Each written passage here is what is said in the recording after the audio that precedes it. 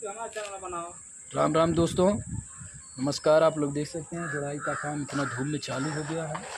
और आज हमारे मिस्त्री जी खाना खा करके नहीं आए क्योंकि धूप ज़्यादा है, गर्म ज़्यादा है। और घर पे गरम खाना बन गया था, मसाला सब्जी वगैरह, तेल काफ़ी पड़ गया था, इसीलिए खा करके नहीं आए। हमको बताएं हैं तो देखिए आप लोगों को दिखाएंगे।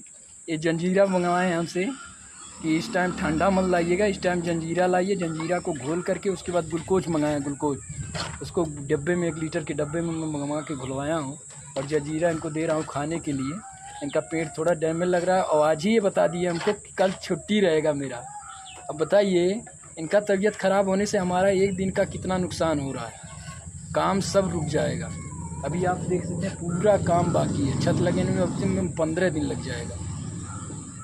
लेकिन मिस्त्री को मैं खिला पिला रहा हूँ, जंजीरा लाया हूँ कि कल एक ड्यूटी करें किसी भी हाल में। आप लोग